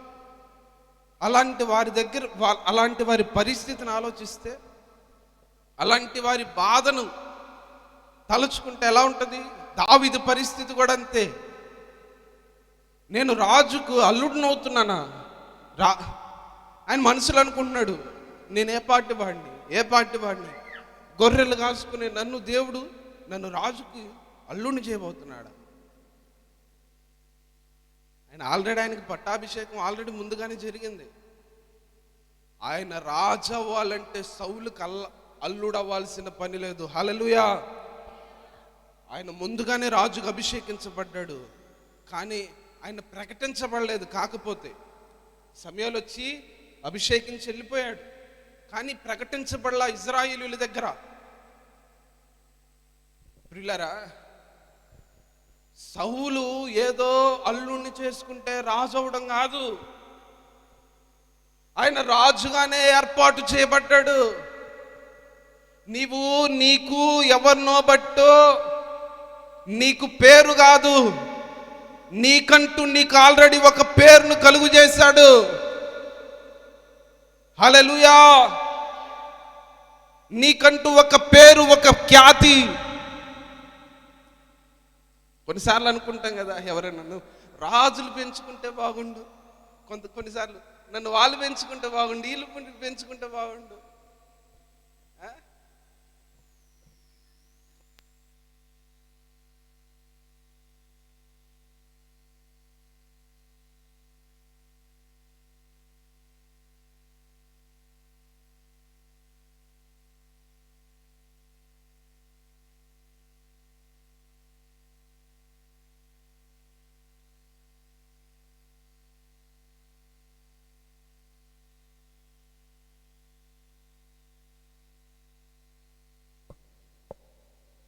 ఒక ఆశీర్వాదాన్ని కలిగి ఉన్నాడు. నిన్ను బట్టి నీకొచ్చే వారికైనా, నిన్ను కలిగిన వారికైనా నిన్ను బట్టే పేరు. హల్లెలూయా.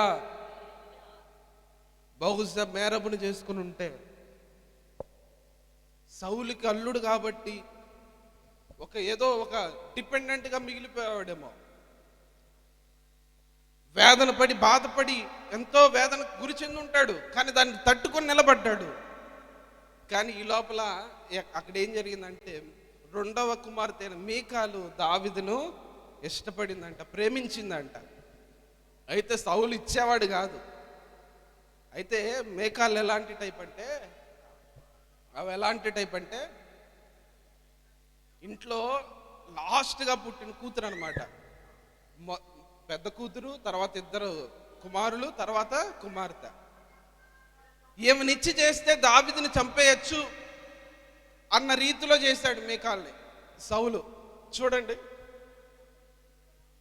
ఆమె అతనికి ఉరుగా ఉండునట్లు, ఫిలిస్తీయుల చేయి అతని మీద ఉండునట్లు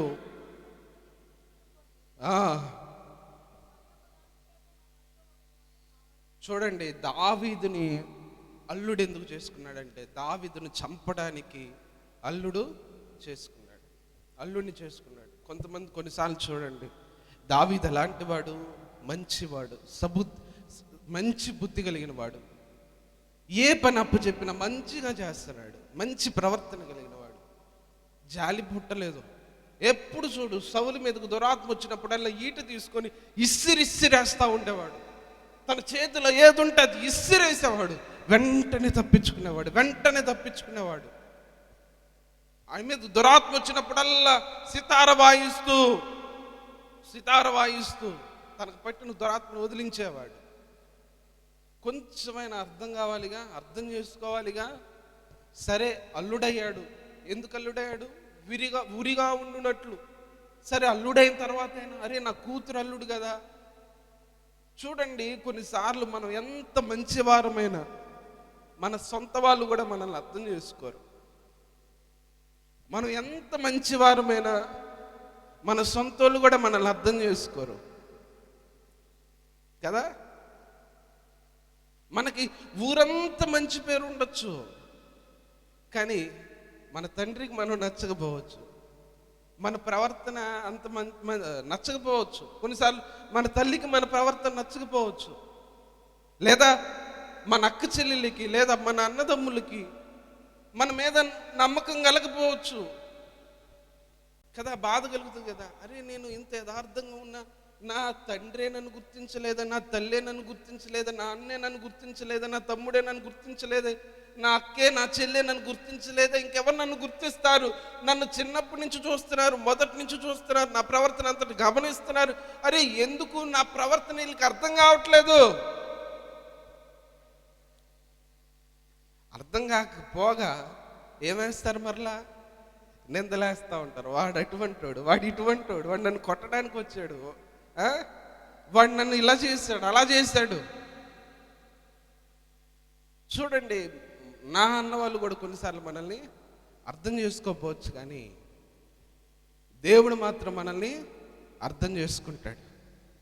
సౌలు అర్థం చేసుకోలే దావీదుని, అస్సలు అర్థం చేసుకోలే. అల్లుడైన తర్వాత కూడా చంపుదాం అనుకున్నాడు. నిద్రపోతా ఉన్నాడు దావీదు.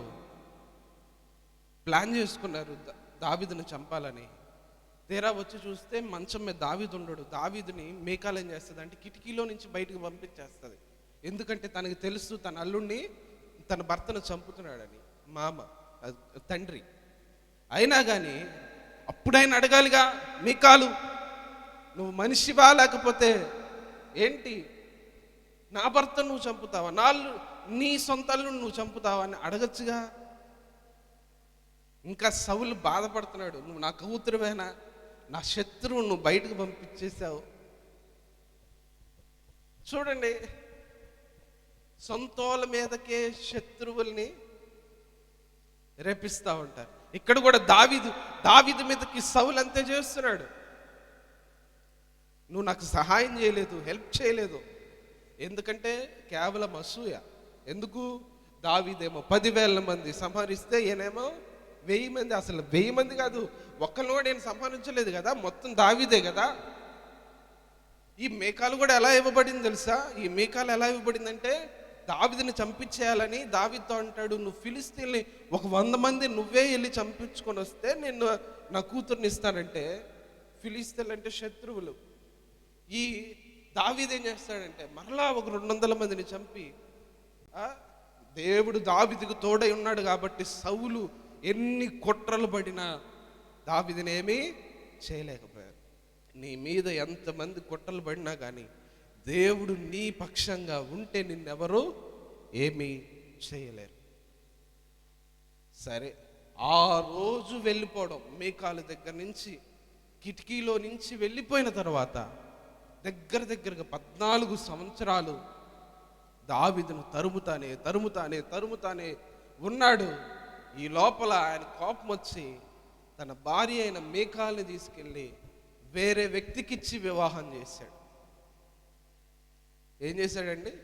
వేరే వ్యక్తికి మీకాల్ని, తన భార్య అయిన మీకాల్ని వేరే వ్యక్తికి ఇచ్చి వివాహం చేశాడు. చూడండి 25వ అధ్యాయము 44వ వచనం.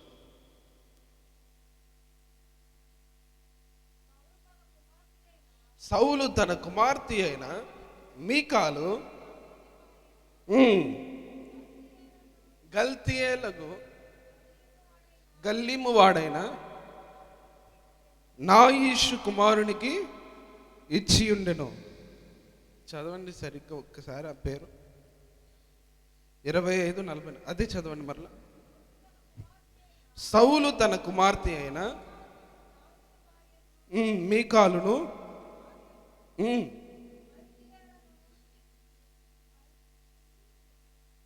గల్లీము వాడైన, నేను ఓపెన్ చేస్తాను ప్లీజ్, అంటే నాకు తిరగట్లేదు, అంటే నాకేమో వినిపించట్లే అక్కడి నుంచి సరిగ్గా. సౌలు తన కుమార్తె అయిన మీకాలు అను దావీదు భార్యను పల్తీయేలను గల్లీము వాడైన లాయీషు కుమారునికి ఇచ్చి ఉండెను. ఏం చేశాడు? ఫస్ట్ తీస్తానన్నది లేదు, ఇచ్చిందేమో మళ్ళా తీసుకొని వేరే వాళ్ళకి ఇచ్చింది కాక ఇంకక్కడి నుంచి కనీసం ఆమె మరలా ఆయన కోసం వెతకడం కానీ ఆయన కోసం ట్రై చేయడం కానీ చేయలా తన వైఫ్. కొంతమంది తల్లులు చూడండి, భర్త లేకపోయినా, చిన్న వయసులో భర్త చనిపోయినా బిడ్డల్ని పెంచి పోషించి వారి జీవితం మొత్తం వారి మీద దారబోస్తూ ఉంటారు. కానీ ఈ మీకాలు అలాంటి తల్లి కాదు, అలాంటి వైఫ్ కాదు.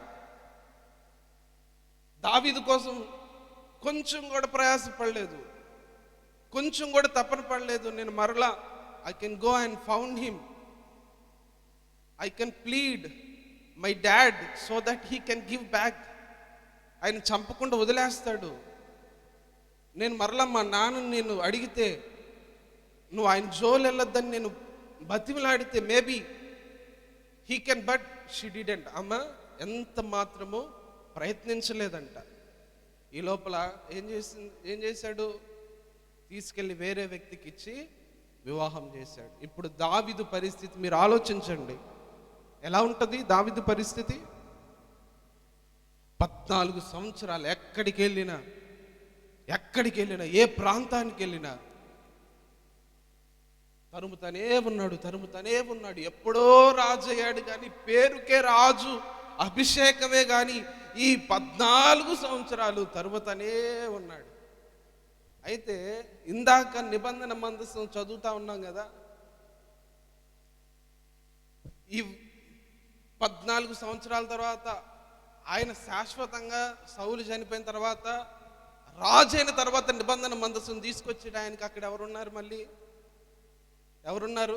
వదిలేసి వెళ్ళిపోయిన మీకాలు మరలా శాశ్వతంగా రాజుగా చేయబడి పూర్తి ఆధిపత్యం వచ్చిన తర్వాత మరలా ఏం చేశాడు దావీదు? మీకాల్ని తీసుకొచ్చాడు. చూడండి దావీదు ఎంత ప్రేమ కలిగినాడు. శాశ్వతమైన ప్రేమతో ప్రేమించే ప్రేమ మనలో ఉండాలి. ఏదో కొద్దిసేపు ప్రేమించి అంతలో వదిలేసే ప్రేమ మనలో ఉండకూడదు. మనకు అప్పగించబడిన కుటుంబమైనా, అప్పగించబడిన సంఘమైనా, లేదా అప్పగించబడినది ఏదైనా చివరి వరకు పోరాడే, చివరి వరకు ప్రేమించే ప్రేమ మనలో ఉండాలి. మీకాలు మధ్యలో వదిలేసింది, కానీ దావీదు ఏమన్నాడు తెలుసా? సౌలు చనిపోయిన తర్వాత సౌలు యొక్క కుమారుడి దగ్గరికి తన దగ్గర ఉన్న భటులను పంపించి, మీకాలు ఎక్కడుందో తీసుకొని రండి అంటే వెళ్ళి తీసుకొని వచ్చారు మీకాలు. 2వ సమూయేలు గ్రంథము 3వ అధ్యాయం 14వ వచనం.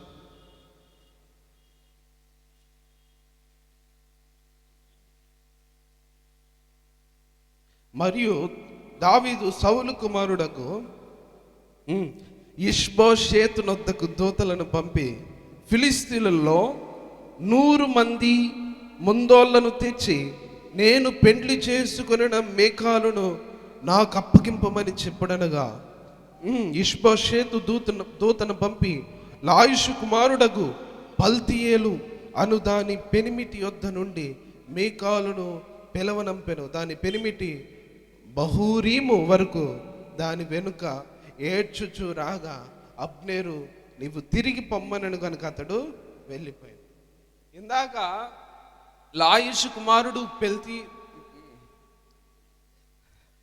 పెల్తీయేలు, అలాగే లాయిషు కుమారుడికి ఇవ్వబడిన తన కుమారునికి ఇవ్వబడింది కదా.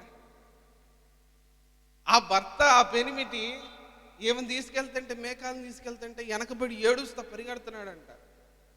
ఎందుకంటే ఆమె రాణి. అక్కడ రాజు ఆజ్ఞాపించాడు మరలా దావీదు. ఈ లోపల ఆయన వెంటబడుతున్నాడు, ఏడుస్తున్నాడంట. ఈ లోపల అబ్నేరు వచ్చి, సౌలు కుటుంబానికి సన్నిహితుడైన అబ్నేరు వచ్చి ఆయన వారించగాలే ఆయన ఏడ్చుకుంటూ వెళ్ళిపోయాడంట. మీకాలు చేసినది తప్పు. మీకాలు చూడండి, మొదట దావీదుకి ఇవ్వబడితే దావీదుని విడిచిపెట్టింది. రెండోసారి లాయిషు కుమారుడికి ఇవ్వబడినప్పుడు ఆ పెనిమిటిని కూడా విడిచిపెట్టి, ఇప్పుడు దావీదు రాజు అయ్యాడంట, నీతో నాకు పని లేదు అని చెప్పి మరలా వచ్చి ఎక్కడికి వచ్చేసింది ఇప్పుడు దావీదు తీసుకొచ్చాడంటే దావీదు తన భార్యగా తనకి తెలియకుండా వెళ్ళిపోయింది కాబట్టి తెచ్చుకున్నాడు. ఈమె చూడండి, వెళ్ళేటప్పుడైనా ఇంక బుద్ధి ఉండాలా, రెండోసారి వచ్చేటప్పుడైనా చెప్పాలి కదా. అయినా కానీ దావీదు రాజయ్యాడు, నేను వచ్చేస్తానని చెప్పి మరలా సౌలేమో ఏడ దొరికితే ఆడ చంపుదామని వెనకబడ్డా కానీ ఏ రోజు సౌలుని చంపాలనుకోలా. సౌలు యొక్క క్లాత్ని ఇలా కోసుకొని వస్తాడు. సౌలు మహారాజా, ఇదిగో నీ వస్త్రాన్ని దేవుడు నాకు అప్పగించినప్పుడు నిన్ను నాకు అప్పగించడా? కానీ నేను అభిషేకించిన వారిని ముట్టను. దావీదు దగ్గర అదే శాశ్వతమైన ప్రేమ. ఎన్నిసార్లు చంపాలని వెనకబడిన, ఎన్నిసార్లు అన్యాయం చేయాలని వెనకబడిన ఏ రోజు తిరిగి పగ తీర్చుకోలేదు, కానీ క్షమిస్తూనే ఉన్నాడు. హల్లెలూయా. కొన్నిసార్లు మనకు అన్యాయం చేయాలని, మన మీద నిందలు మోపాలని, లేదా మనల్ని చెడ్డ చేయాలని ఎన్నిసార్లు ప్రయత్నించినా కానీ మనము ఎదురు తిరిగి వారి మీద ఎటువంటి కోపాన్ని చూపించకూడదు, ఎటువంటి వ్యతిరేకతను చూపించకూడదు. భరించాలి. దావీదు కూడా అదే. తన మామ ఎన్నిసార్లు తన చేతికి చిక్కినా కానీ నేను ముట్టను, అభిషేకించబడిన వాడిని నేను ముట్టను.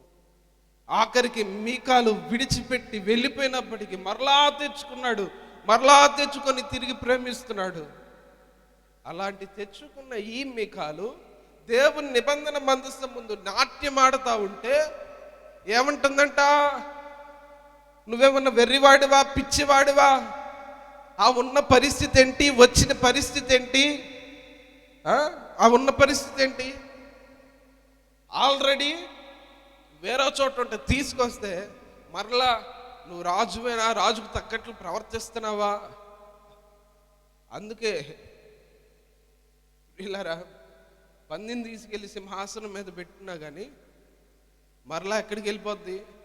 ఆ బురదలోకే వెళ్ళిపోతుంది. కొంతమంది వ్యక్తిత్వాలు మారు, కొంతమంది జీవితాలు మారు, ప్రవర్తన మారదు. ఎన్ని చూసినా, ఎన్ని గమనించినా, కొంతమంది ఎన్ని చూస్తున్నా, అనుభవిస్తుంది సరిపోదు.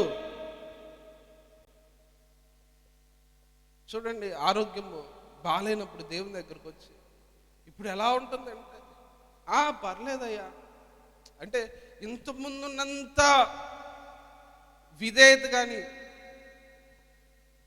కొంతమంది చూడండి, దీవించబడిన తర్వాత, సమృద్ధి ఆహారం దొరికిన తర్వాత వారి మాటలు మారిపోతూ ఉంటాయి, చూపు విధానం మారిపోతూ ఉంటుంది.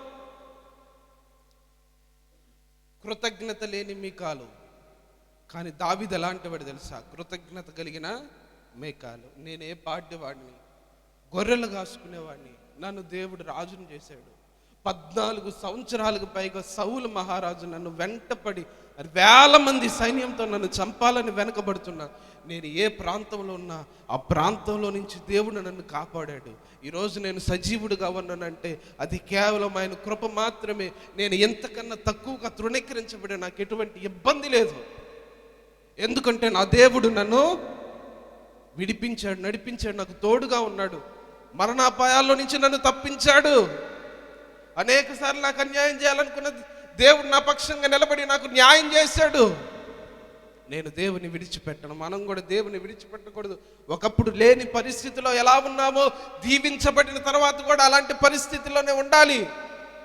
జ్ఞాపకం చేసుకోవాలి. అవును, ఒకప్పుడు నా పరిస్థితి, కానీ ఇప్పుడు దేవుడు నన్ను ఆశీర్వదించాడు. అప్పుడు ఎవరు నాకు తోడుగా ఉన్నారు, అప్పుడు ఎవరు నాకు సహాయం చేశారు, నాకు ఎవరు అండగా ఉన్నారు,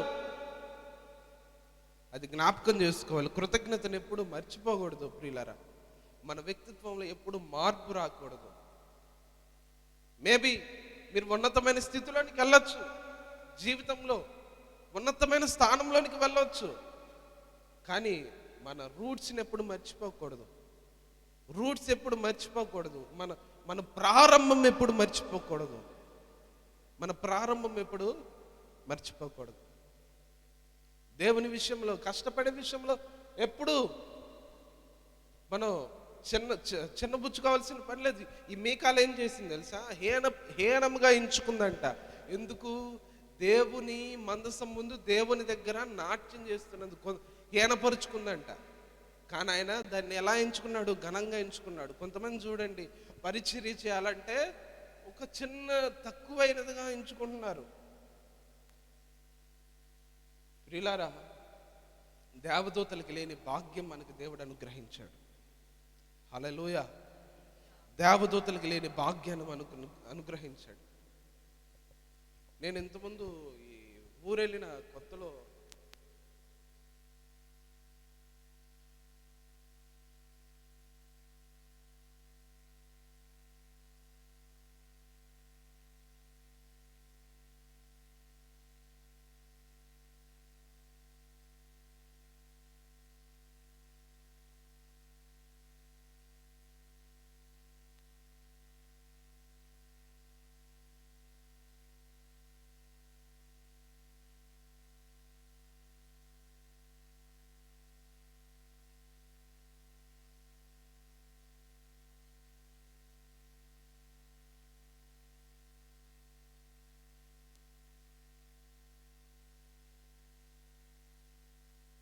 పరిచర్య చేయమని ఏదైనా ఇచ్చారనుకోండి, భాగ్యంగా ఎంచుకొని చేయాలి. ఎందుకంటే దేవుని యొక్క మహిమ గల పరిచర్య ఇది దేవదూతలకు కూడా లేదు. దేవదూతలు చేయలేనిది దేవుడు నీకు అప్పగించాడు. నువ్వు వల్ల కావట్లేదో తీసి వేరే వాళ్ళకి ఇస్తాడు. దేవుడు సౌలుకి ఇచ్చాడు, సౌలేమో దాన్ని సరిగ్గా వినియోగించుకోవాలి, వెంటనే తీసేశాడు. ఏలీకి కుమారులు ఉన్నారు, కుమారులు యాజకులు అవ్వాలి, కానీ వాళ్ళు ఉపయోగించుకోవాలి, దాన్ని తృణీకరించారు. వెంటనే దేవుడు మీ వల్ల కాదు, వెంటనే సమయాలకు అప్పచెప్పండి.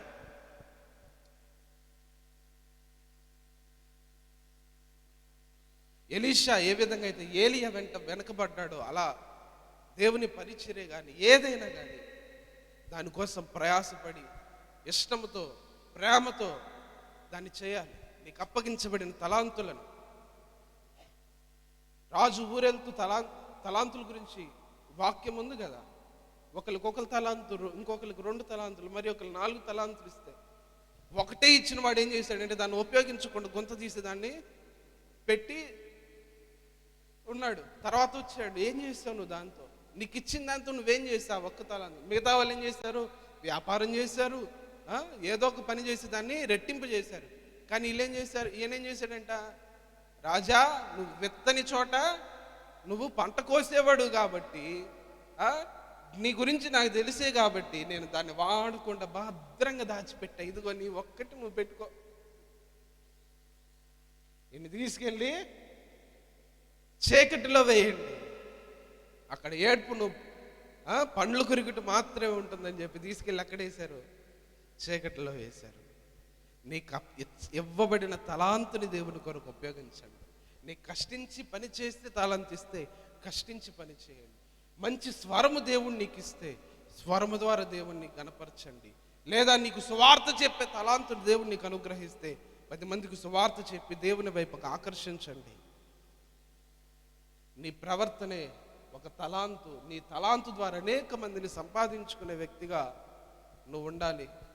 నీకు ఇచ్చింది దాన్ని ఏదో ఒక గొంతు చూసి దాంట్లో పాతి పెట్టడానికి కాదు, ఉన్నదాన్ని ఉపయోగించుకోవడానికి, ఇంకా ఏ విధంగా దాన్ని అభివృద్ధి చేసుకోవాలి, ఇంప్రూవ్ చేసుకోవాలని ఆలోచించుకోవాలి తప్ప ఏదో విర్రవీయకూడదు, లేదా మనం గర్వపడకూడదు. ఎందుకంటే ఎందరికో లేని గొప్ప భాగ్యాన్ని దేవుడు నీకు అనుగ్రహించాడు. అలాంటి తలాంతులను దేవుడు నీకు అనుగ్రహించినప్పుడు, వాటిని ఉపయోగించుకున్నప్పుడు దేవుడు నిన్ను ఆశీర్వదిస్తాడు. అందుకే దేవుడు దావీదును ఆశీర్వదించాడు, ఎందుకంటే తన యొక్క ప్రవర్తన సుబుద్ధి వలన. కనుక మరి దేవుడు అందుకే దావీదుతో అంటాడు, దావీదు నీ రాజ్యాన్ని నేను శాశ్వతమైన రాజ్యంగా చేస్తాను, ఇది నీ రాజ్యాన్ని నేను శాశ్వతమైన రాజ్యంగా చేస్తాను. నిజంగా యేసుక్రీస్తు ప్రభువారే దావీదు వంశములో జన్మించారు. యేసుక్రీస్తు రాజ్యం శాశ్వతమైన రాజ్యం. ఆయన నేటికి ఆయన మనందరికీ రాజుగా ఉన్నాడు యేసుక్రీస్తు ప్రభువారు. ఎందుకంటే దావీదు వంశములో పుట్టింది, ఎందుకంటే దావీదుని దేవుడు జ్ఞాపకం చేసుకున్నాడు. ఎందుకంటే దావీదు ఎలాంటి వాడో తెలుసా? నువ్వు వెళ్ళి అతనికి అపకారం చేసినా తిరిగి ఏం చేస్తాడు? ఉపకారము చేస్తాడు. నువ్వు అతనికి అన్యాయం చేసినా కానీ మరలా ఏం చేస్తాడు? తిరిగి మేలే చేస్తాడు, కీడు చేయడు. అందుకే కదా పాపమందు పట్టబడిన ఒక స్త్రీని అందరూ రాళ్లతో కొట్టి చంపడానికి ప్రయత్నం చేస్తూ ఉంటే దేవుడు ఏం చేశాడు? ఆమెని దండించడానికి అర్హత ఆయనకు మాత్రమే ఉన్నా కానీ పాపమందు పట్టబడిన స్త్రీని ప్రేమించి, అమ్మా నిన్నందరూ గాయపరిచారు కదా, నేనేం చేయను, వాళ్ళకి అర్హత లేదు నిన్ను కొట్టడానికి కానీ చంపడానికి కానీ నాకు అర్హత ఉంది, అయినా కానీ నేనేం చేయను. ఎందుకంటే పిల్లల సంఘం ఏంటంటే ఉంటారు, అన్ని రకాలుగా ఉంటారు. మార్చబడటానికి అనుకూలమైన మందిరం ఇది. నువ్వు ఎలాంటి వాడివైనా నీ అంతరంగ ముందు నీ ప్రవర్తన సరిగా లేకపోయినా సరి చేసుకోవాలి. ఇక్కడ మార్చబడాలి, మార్చుకోవాలి. నేను ఇక్కడ నువ్వు మారబడితేనే. అలాగని మనం వచ్చే వాళ్ళని త్రోసేయాలా? లేదు. ప్రతి ఒక్కరిని సాత్వికంతోను ప్రేమతోను దగ్గర తీసుకొని ఆదరించి వారిని సరిదిద్ది సరిచేసి మనలో ఉన్న వాటిని మనం సరి చేసుకుంటూ, ఏదో చిన్న లోపం ఉందని మనం అందరిని దూరం పెట్టుకుంటా ఉంటే నువ్వు దేవుని రాజ్యాన్ని కట్టాల్సింది పోయి కూలుస్తున్నావు. ఏం చేయాలి? మనం దేవుని రాజ్యాన్ని కట్టాలి. నిజంగా భారం కలిగి ప్రార్థన చేయాలి. సంఘం కొరకు, సంఘ బిడ్డల కొరకు, సేవకుల కొరకు ప్రార్థన చేయాలి. మందిరం కట్టబడాలి. ప్రభువా, ఒక ఎత్తబడే గుంపు కట్టబడాలి. ఇక్కడ ఏదో ఈ ఉన్న 30 మందిలో కానీ 40 మందిలో కానీ రేపు దేవుని రాకడొస్తే ఎంతమంది ఎత్తబడతారు? ఎత్తబడే వారిగా మనం ఉంటున్నామా లేదా? ఎవరు పుట్టుకతో పరిశుద్ధులు కాదు, లేదా కానీ మనల్ని మనం సరి చేసుకుంటూ సరిదిద్దుకుంటూ మనల్ని మనం దేవుని దగ్గర క్షమాపణ పొందుకుంటూ దేవుని ఎదుట కొనసాగినప్పుడు దేవుడు దావీదుని ఏ విధంగా అయితే దేవుడు దావీదుకి తోడై ఉండి నడిపించాడు, తన అవమానానికి రెట్టింపు ఘనతను అనుగ్రహించాడు, దేవుడు మనలందరినీ కూడా ఆశీర్వదించడానికి సిద్ధంగా ఉన్నాడు. ప్రార్థన చేసుకుందాం. ప్రతి ఒక్కరము మోకరించండి. మీకాలు దావీదు నాట్యమాడుతూ దేవుణ్ణి స్తుతిస్తూ ఉంటే హీనముగా చూసింది దావీదుని. కానీ దావీదైతే తన మనసులో అనుకుంటున్నాడు, ప్రభువా, హూ యామ్ ఐ, నేను ఎలాంటి వాడను, ఏ పార్టీ వాడను? గొర్రెలు కాసుకునే నన్ను రాజుగా నువ్వు చేశావు. I'm nothing in front of you lord, but you made me as king. You made me as a king. మేకాలతో అంటున్నాడు, నీ తండ్రి నుంచి, నీ తండ్రి సంతతి నుంచి నీ రాజ్యమును తృణీకరించి నన్ను రాజుగా చేశాడు.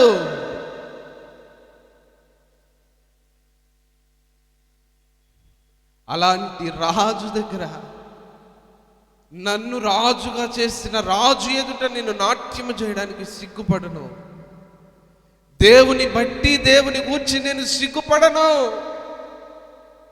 మనం కూడా దేవుని బట్టి, దేవుని పరిచర్యను బట్టి, దేవుడు మనకు అప్పగించిన దానిని బట్టి, దేవుడు అనుగ్రహించిన రక్షణ బట్టి మనము సిగ్గుపడనక్కరలేదు.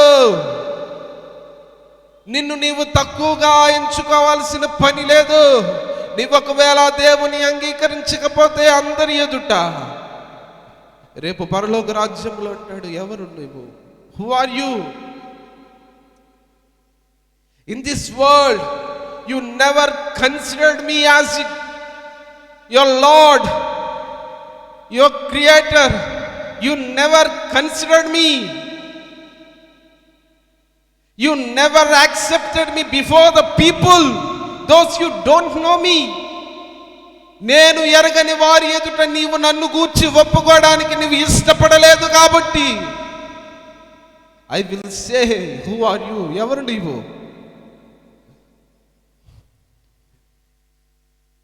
నిజంగా దేవుడు ఆ మాట అంటే ఎలా మన పరిస్థితి ఏంటి ప్రియులారా? నిజంగా చూడండి, దావీదు జీవితంలో దేవుడు అనేకమైన అద్భుతాలు, ఆశ్చర్యకార్యాలు చేశాడు. కానీ దావీదు అంటున్నాడు, నేను నా దేవుడు గొర్రెలు కాసుకుని నన్ను దేవుడు రాజుగా చేశాడు. దావీదు వాలే నాట్యమాడి తండ్రి నేను స్తుతించెదను. దావీదు వలెను నాట్యమాడి తండ్రి నేను స్తుతించెదను. యేసయ్యా స్తోత్రము, తబలా, యేసయ్యా స్తోత్రము, యేసయ్యా స్తోత్రము, యేసయ్యా స్తోత్రము. కళ్ళు మూసుకొని ప్రతి ఒక్కరు దావీదు వలెనే నాట్యమాడి తండ్రి స్తుతించెదను. తంబూరాతోను సితారాతోను తండ్రి స్తుతించెదను. ఆమేన్. తంబూరాతోను సితారాతోను తండ్రి స్తుతించెదను.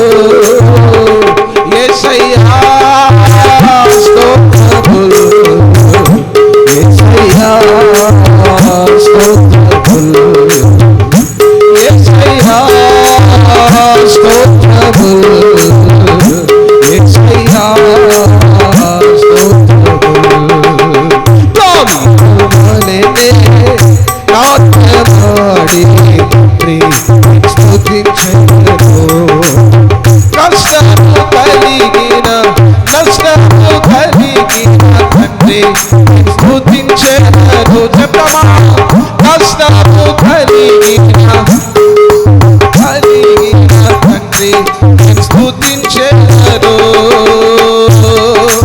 యేసయ్యా స్తోత్రములు, యేసయ్యా స్తోత్రములు, యేసయ్యా స్తోత్రములు, యేసయ్యా స్తోత్రములు.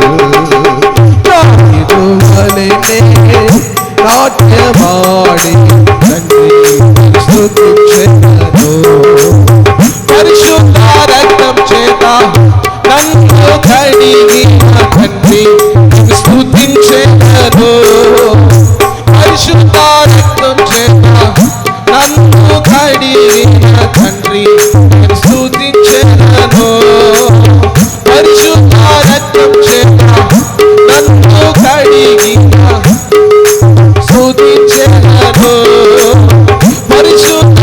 రక్తం చేత నన్ను కడిగిన తండ్రి స్తుతించెదను. యేసయ్యా స్తోత్రము, యేసయ్యా స్తోత్రము. చెప్పమా, యేసయ్యా స్తోత్రము.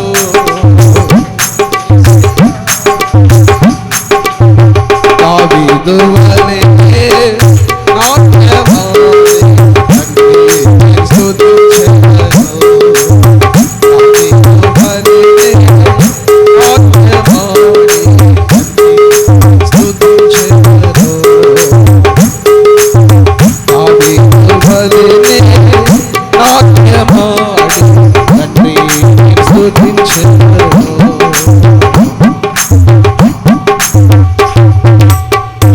పరిశుద్ధుడ, ప్రేమ కలిగిన దేవా, మీరు మాట్లాడిన మాటలను బట్టి మీకు లెక్కలేని వందనాలు, స్తోత్రాలు ప్రభువా.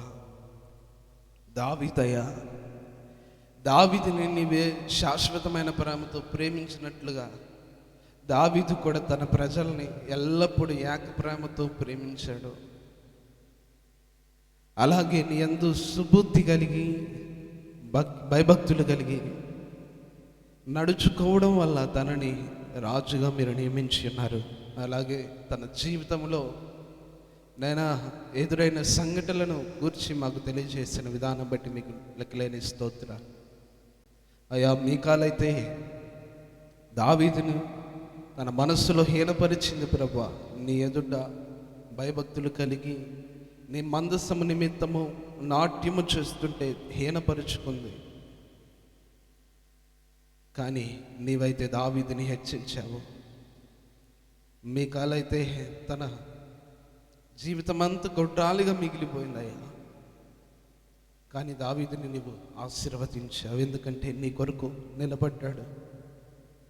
అయ్యా, మీరు మాట్లాడిన ప్రతి మాటలను బట్టి మీకు లెక్కలేని స్తోత్రాలు తండ్రి. అలాగే తండ్రి, ముందున్న బల్లారాధన ప్రభువా పరిచర్యలో కూడా మీరు ఉండండి.